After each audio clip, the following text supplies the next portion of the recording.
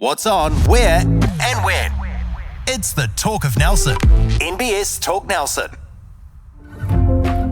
At NBS, we believe in banking for life. For over 160 years, we've been a trusted banking provider for generations of locals like you. We know our clients personally and build long-term relationships with them, offering flexibility by giving our staff freedom to make quick decisions to put them first. Experience banking for life with NBS. The Mako Rugby Roundup. Welcome back to 2025, the Mako Rugby Roundup. This is episode 1, Les, of 2025. Geez, doesn't seem that long ago, does it? So we're back into it. How was your summer? Oh, it was cool. The wet weather early annoyed a lot of people, but once it fined up, it was a really terrific summer, and I think autumn's been really nice. So went on a couple of walks with my wife, so including one to the Wairarapa, mate. Oh, wow. Did a 3-day trek through Kawakawa Station near Palliser Lighthouse. So that was with a good bunch of friends. So that was a highlight. Awesome. Yeah, I mean, it's right, isn't it? Because over that early part of Christmas, it was real hot leading into Christmas, good Christmas. But January, it just rained, didn't it? And that's typical of Nelson when all the holiday makers come to our region, pours down, they all go home, and the weather comes out. Yeah. All right. We had magnificent weather. We did actually, we said, right, this year we're going to have a full schedule and we're going to do some local walks. And man, it's just incredible when you decide to look into your own backyard. We did the Brook Sanctuary, Mabel Tasman, the usual, but we also went to Golden Bay, and there was the old hydro walk, which is where they ran the water down a trench by the path in the gold mining days, and now they've turned it into a feature. Really, I think it actually helps with the local power station there. So, yeah, just absolutely beautiful bush and beautiful walks. We're lucky where we live. We are indeed. So we had a nice summer off, but before you know it, pre-season kicks in. There's already been some games. The season's already underway, and we're back into rugby. First of all, back at the Turf Hotel, and awesome to have Stan and the team back on board as our venue sponsor. So thanks very much to Stan. He's a great supporter of us, but also a great supporter of local rugby as well. And must point out that on this weekend, we've got Jam Night on Thursday night. Friday, it's the Lou Bragg Band. Saturday, karaoke with Jeff. And on Sunday, it's that meat raffle. It's still going. It must get really popular. $2,150 worth of prizes and meat. And I know for a fact they say that it covers the pool table. So it must be a very popular raffle. So get in and come and see the team at the Turf Hotel. All right, well, Les, tell us a little bit about the pre-season and the Mara Sports Club and, how things going leading into the season. Yeah, well, we've been busy, as you do in the off-season, with funding and sponsorship and just generally tidying up the club rooms. We've got a roof repair done. We've got some new furniture. So, the place is looking great for the season. We've got a number of codes that we're looking after, the softball in the summer. The netball is coming up, women's rugby, men's rugby, kids rugby. We've got table tennis on Monday night for the club rooms. So, awesome. And we've got the Whakatu boxing gym adjacent. So there's a lot that goes on at the sports club. It's a real good community hub. In terms of pre-season, we took the lads down up to the Sounds, to Wairangi Bay for a pre-season camp, bit of training and also a lot of bonding. And then an away trip to Christchurch to play Marist Albion. We lost that, but it showed good signs. We were on our first pre-season game. They were on their third. It's augured well for a good season for us on what I think, Chris, is a bit of a journey. We're a newer side, a younger side, and we've got a new coaching team. So we'll be looking at sort of like a 3-year plan to get back to the glory days. So as far as stocks go throughout the club, all pretty good across all divisions? Yeah, well, certainly I think all Division 1 teams are pretty lean in terms of, the depth of those players who want to play what is a high performance caliber of rugby Division 1. So I think, most clubs, I hear Waimea Old Boys are pretty strong, but I think all of us are just, squads of about 25 to 30 and hoping not for too many injuries. The senior Bs numbers coming through out of our ears there. Oh, that's great. Because that's that grade where you don't really have to punish yourself and it's very social. So we've got strong numbers there.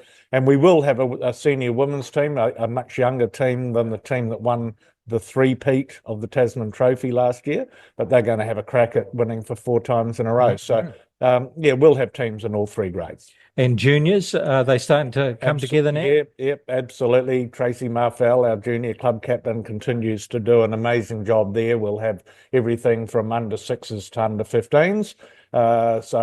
Saturday morning rugby will come alive pretty shortly after the school break. Fantastic. Now, on that subject, looking at the slightly younger format, there was a bit of controversy over, just I guess leading into the season, and it was really around underage rugby, wasn't it? Nelson College looking at what they felt was the best structure for them, or part of that discussion group thought would be best for them, and of course Club Rugby looking at how they can enhance those juniors sticking with the club and the balance between the two. And I remember in my day we'd play club on a Saturday and we'd play for our school national tournaments or during the week if a school visited. But schools have put a lot of effort into their own programs over the years, but in certainly in football codes and rugby codes, that's starting to become a bit more of a grey area, and it's linking back into the clubs, which is starting to become more prominent. But there has been some discussions, hasn't there? So can you give us a little bit of background about what happened there and also what the outcome has been? It came down to the clubs wanting to keep Saturday morning rugby within the club structure, so that we did create that lifelong love of the game and a connection with their club, so that when they finish school, they'd end up playing Div 2 or become volunteers or become coaches, stay in the game. College, of course, we actually, the clubs had suggested for 2024, that's last season, that we do term 2 within the clubs and term 3 within the schools. The college came back and they altered that somewhat, which we agreed to as clubs. But the age grade club window started in term 1 and played across the term break, and then the college started within term 2 and then went across to term 3. And it all became very difficult for anyone to understand or enjoy, players, parents, coaches, the like. So it was decided that that was not feasible, decided by an age grade council made up of representatives of people with mainly parents of kids in that age group, but also some younger club people who were involved. And the decision was made to keep it in clubs. Long story short, Nelson College objected to that, approached New Zealand Rugby. New Zealand Rugby really twiddled their thumbs for a long, long time on this, and then finally decided they couldn't make a decision and instead opted to go to mediation. Now, I have to say, the mediation has worked out very, very well. And so what has come to fruition is back to what was originally meant to be in 2024. Term 2 will be for the clubs and term 3 will be for the schools. And then, no crossover into term breaks or, breaking up the terms, just clear windows. Term 2 clubs, term 3 schools. And with a lot of work needing to be done for term 3 schools windows. So in addition to Nelson College, how do we get those kids who've played club but don't go to Nelson College involved with, say, Waimea College or Nayland College or Garran College? How do we create opportunities in that school window for additional teams? And often you do find, that those kids that play in the school team often play on the same side in the club. So I know that coaches are probably looking for consistency. I know certainly with college football, at one point they wanted the same team playing week in, week out for nationals. And, you get that consistency. So I know that's what kind of happened, but it is to the detriment of the clubs.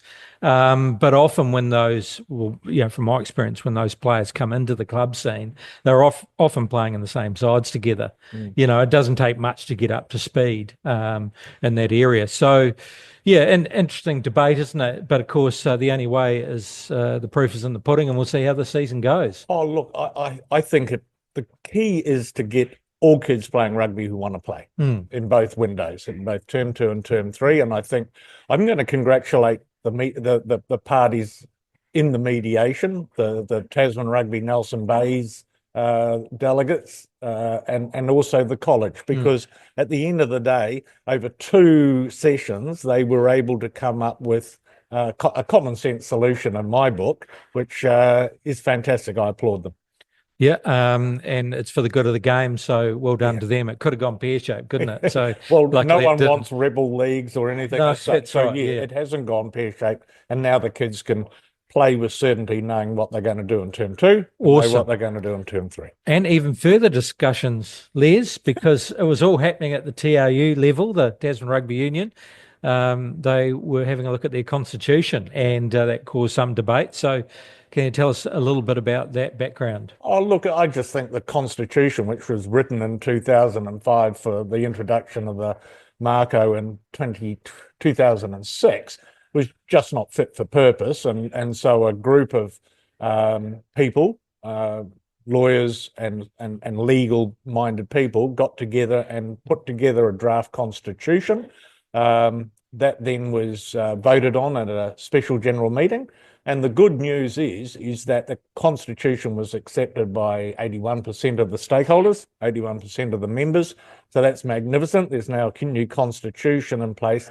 And what is the most important outcome in my mind is that there's going to be an independent appointments panel to choose the board. So there will be 5 independent panel members, 1 from Nelson Bays, 1 from Marlborough, 1 from TRU board, 1 from life members, and 1 from Te Ihu Māori. So those 5 people will then accept all nominations for the 3 independent board director roles and the 4 rugby delegate roles. Make sure that everyone's a worthy candidate and fits within a skills matrix that will serve the board well. So it sounds very similar to the NZRU debate, wasn't it? So, but this is a bit of a mix, isn't it? Because this allows regional clubs to have a say. Yes. And those delegates will be presumably ringing around, getting a bit of input on the feelings of the clubs. But then also the other side of it is they talk about, having some professionalism or experience in governance. And certainly in the areas, it could be to do with finance, it could be to do with, structure of an organisation, and they can have their input as well. So it's kind of a combination of both, isn't it? Yeah, I think it's a perfect outcome. In the past, there's often been a bit of shoulder tapping as to who would be on the board. That is taken away now. Most crucially, the new Constitution puts the power back with the stakeholders, which is the 14 Nelson Bays and 8 Marlborough clubs. No decision, Chris, can be made under this Constitution without 75% agreement, which means Nelson Bays needs to talk to Marlborough and Marlborough needs to talk to Nelson Bays. And what I have said since it's been passed is that good ideas will get rewarded, bad ideas will be thrown out. So I think it's just an excellent outcome and fit for purpose for the next 20 years. Well, we're going to be having a catch up with Steve Mitchell at some point, I'm sure. He doesn't know it yet, but and we'll find out what the season is looking ahead. And I believe Chris Little, not too far away, he may be joining us to talk about the development of junior rugby and age grade rugby. Absolutely, love to chat with him. He's got a good handle on age grade football. Awesome. All right. Well, that's a good intro, and the season's already got underway, so no one's waiting for anyone. Time flies, and let's get into it. First of all, just a bit of an update on women's rugby. So have you got any news about potentially how many teams? Yeah, it'll be 4 teams again, the same 4 teams as 2024.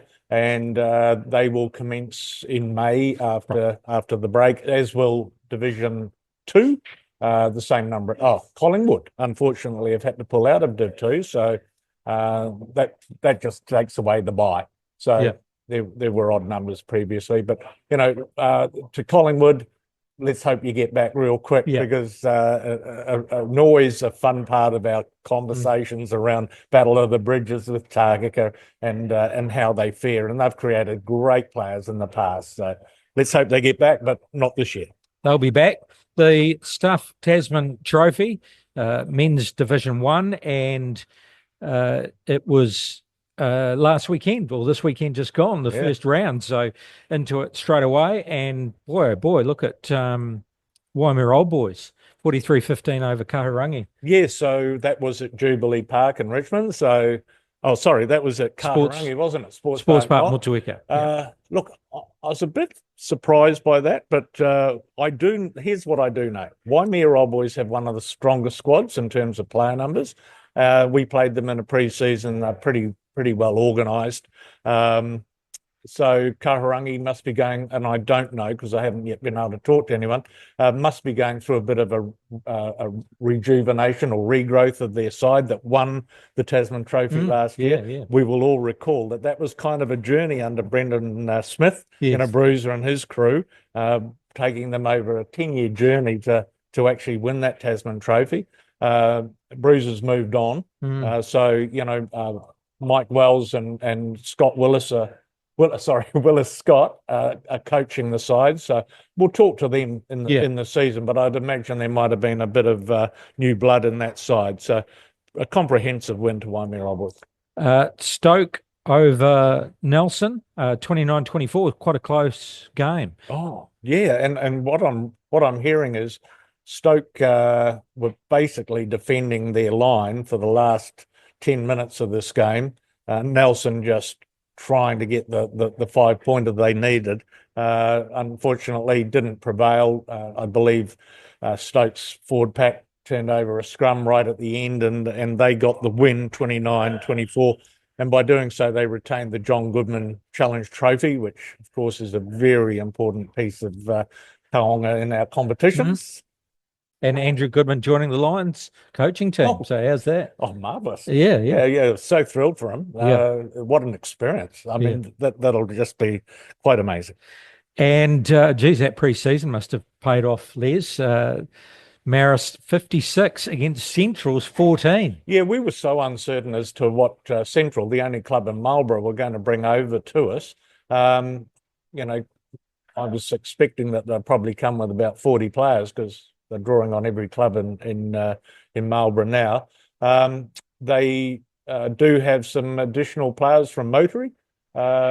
They put up a really staunch first 15 minutes when Marist had to defend consistently, but kept on getting up, staying connected, and repelled that challenge. Ended up winning 56-14. That included 9 tries, 8 of which were scored by the backs, but you'd have to say all of the hard work was in any game, but in this one especially, the forward pack were just outstanding. So, look, for us, 8 debutants. We've got some couple of kids out of Nelson College. We've got some boys from around the country, very young, very enthusiastic, and Coach Nick Smith and Brennan Geddes are doing a fabulous job of just keeping them connected, and the club spirit is strong. Oh, good stuff. All right. Let's look at this weekend. And Centrals have to pick themselves up, and so do Kahurangi. But Kahurangi have to do the travel over to Lansdowne Park, 2:00 on Saturday. How do you see that one go? Well, early days, isn't it? Yeah, Central at home, though, have to be stronger than... they've got 5 away trips across the Whangamoa to Nelson, which is going to make it a tough season for them. But right now, at home, Lansdowne Park, I would pick them to get up. Nelson taking on Waimea Old Boys at Trafalgar Park, 3:00. Nelson obviously heartened by the fact that they went close to Stoke, but Waimea Old Boys looks to be a pretty formidable force, doesn't it? Yeah, this will be a terrific game to get to the park to watch. Waimea Old Boys just, I would think, based on the score lines previously. And here's a good game. It's at Green Meadows. You'll be walking into the fire there, Les. Stoke versus Marist, 3 o'clock at Green Meadows. Great atmosphere there. Going to be a big game. We look at Green Meadows from our viewpoint here, Chris, and it'll be heaving on Saturday. The Stoke Club get great support. A couple of important trophies on the line. Marist are bringing over the Basileri Cup, and of course there's the John Goodman Challenge Trophy. So two pieces of silverware to have a crack at for both sides. It'll be fabulous. Yeah. Look, I'm not going to pick it. I won't get involved in that. Yeah. But it'll just be a wonderful, wonderful day. And the weather forecast is excellent. So get to Green Meadows. Awesome. All right. Well, Senior A hasn't quite got underway yet, but there is a couple of pre-season games. One I pulled out was the good old Valley Stags, Sean's favourite team. In Division 2, they're having a pre-season match against Awatere. That is at the Tupperware Domain. That is 2 o'clock on Saturday. So good luck to both teams. I believe your guys are having a game as well. Yeah, curtain raiser to the Nelson Waimea Old Boys game. Nelson playing Marist. So that'll be an excellent hit out for them. Looking at college rugby, and they're just starting to gear up. I saw them training on the front field. There was a football match on the front field. I don't know how that happened. Yeah, anyway, quadrangular tournament. Yeah, that's right. There were goal nets up there. They've introduced the quad tournament, which is fantastic for football. Yeah. So on the front field. But that new turf obviously can take it, and good to see the Bryden brothers presenting the match ball from way back. And actually, their older brother used to play for Nelson, so they've got a close association to Nelson Rugby Football Club. But there is a couple of pre-season fixtures if you're interested. On Friday at 12 o'clock, Nelson College are taking on Liston College. Yeah, so Liston College, a Catholic college from Auckland, coming down to have a run. Marist Club are actually going to train with them on Thursday night. Oh, right. Yeah, which will be great, and we'll go and have an after training meal with them, get to know them. So I'd never heard of Liston College actually until this all happened. So, and then the 12 o'clock game, I'll definitely go and have a look at that. Absolutely. And then Waimea combined first 15 taking on Nelson College second 15. That's great. And that is 12 o'clock on Saturday at Sports Park Motueka. Yeah, great for if you're keen on checking out the college rugby scene, then that should be a good game.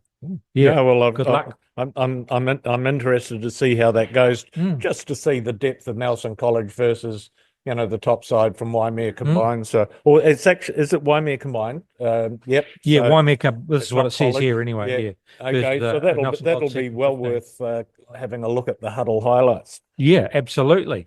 Super Rugby Pacific, and geez, what are we? That round 8. These are the results from. So we're well into the season already. The Chiefs doing it over the Reds. The Reds, geez, haven't they been playing well? But the Chiefs just too strong. They're looking good this year, 27-15. Moana Pacific, 45 over the Waratahs, 28. Aren't they having a great season? Fantastic. Well, I was delighted for them. 2 wins on the trot. And, they're kind of becoming, I think, most people's second favourite team at the moment. And the Crusaders, after going down to Moana Pacifica, have broken the bogey because they often get tipped up when they go to Fiji. Yeah. But this time they did the business 31-14, probably got a rev up too. And I didn't actually catch the full game, so I never got a chance to see how Sivu went at centre. No, I didn't see this game. The timing was all wrong with club season starting on a Saturday. So that was an interesting move. Yeah. See if he stays there. It was out of necessity just for injuries. So it was. Broke the I'm disappointed with the Fijian Drua this year. I was expecting them to kick on. And I'm sure their coach, Glenn Jackson, will be giving them a rev up as well. Well, Moana Pacifica did the same because they both started quite well. In fact, Fijian Drua did reasonably well last year. But Moana Pacifica, they struggled last year. So, and I guess if you're going to have a season like that, there's usually a lot of navel gazing in the off season, and something has worked for Moana Pacifica. Leadership. Well, maybe the Drua, will have a look at things after the season and say, well, we can't be the bottom dwellers all the time. We really need to get our act together. Now, Blues over the Hurricanes, and the Blues haven't been going well. So to get up and do it over the Hurricanes, which started off really well, but then now struggling. Great result for the Blues, 19-18. Yeah, but not convincing. I think that the Hurricanes will really kick themselves with this one. They should have won this game. They just had most of the momentum, and I enjoyed the interview with Duplessis Karefi at the end after the match, and he talked about small moments and having to nail those if you want to be a very good Super Rugby side, and they did. They missed a lot of opportunities just with spilled ball and turnovers. So well done the Blues. I guess their season back on track. And Western Force over the Highlanders. What's happened to the Highlanders? Started off so well, but the last few games just haven't been able to, to bring it to the fore. However, in saying that, I know from experience, it's a great atmosphere in Perth with the Western Force on their home turf, going over the Highlanders 29-20. It's actually a hard match over there against the Force. They're not easy beats at home. No, good win for the Force, but this would be the third game on the trot that the Highlanders have had a lead and then relinquished it. So I would say that Jamie Joseph would be really concentrating on how he needs to improve the side for the last 20. So very disappointing for the Highlanders, but good news for the Force. Coming up and for this weekend, and we've got some great games. The Hurricanes at home versus the Crusaders, and they both need the result. The Hurricanes need a win. They are at home, and the Crusaders need to continue their form. Yeah, I look at Friday night, 7:00 in front of the telly for sure. Got to watch this game. Hurricanes currently 7th, playing Crusaders currently 2, but I think it's closer than that. This will be a ding dong, and in Wellington. I think if you look, if you look at the position on the table, you're going to say Crusaders to win, but I don't think it'll be by much, and it'll just be an excellent game because they've both got talent across the board. And I saw a headline, Scott Barrett getting it in the net for non-performance this season. Well, I haven't been impressed with him. He's looked rather ordinary. Is that a word one can use for an All Black and an All Black captain? But yeah, he's quality. Yeah, and he should come right. But yeah, is he the man to lead the All Blacks? Well, it's the old Artie Savia, Scott Barrett argument, and we'll talk about that more in weeks to come. Yeah, that's right. Okay, so Waratahs versus the Chiefs. The Waratahs are at home, but geez, that's going to be too difficult for them, isn't it? Chiefs I think playing so. really well. 6 plays 1. The top seeded side should win that one, even though it's away. Blues versus Moana Pacifica, another great game. It's 4:35 on Saturday. It is at home for the Blues, but geez, that's going to be a great game, isn't it? It's fabulous. Yeah. This is in Auckland, and they're both Auckland-based sides. So, the Blues currently in 10th spot, playing Moana Pacific in 8th spot. So everyone now trying to make the cutoff is in the top 6 this year. So every game you got to win them. I think this will be a fabulous game to watch. And then at 7:00, we've got the Highlanders versus the Fijian Drua. It is at home. Highlanders desperately need the win. So do Fiji, but cold, Dunedin, Fijian. I'm picking the Highlanders to get the job done. It's going to be cold down there. And then what a great game this is, 9:35, the Reds versus the Brumbies in Queensland. Yeah, top 6 game, 3 versus 5. Yeah. Yes, but the Brumbies have kind of been hot and cold. They look to me like they've got all the talent in the world. The Reds keep doing the business, so I'll pick them to get up.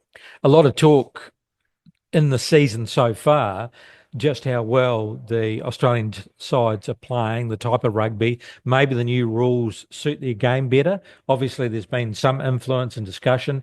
They've had a great start, but I just noticed the table now, these New Zealand teams, maybe a little bit of a rusty start, just starting to hit their straps, aren't they? The Chiefs now sitting at the top, Crusaders second, Reds, who are just having a great season, third. Look at the fourth on 4th, and the Brumbies fifth, but you just slowly feel as though these Kiwi sides are creeping up. But it's great to see, isn't it? Great competition. Well, I think you've got four of the Aussie sides in the top six, and I think what this proves is that the Rebels not being in the competition has spread the talent more evenly across the remaining four teams, and they're performing well. Yeah, very good.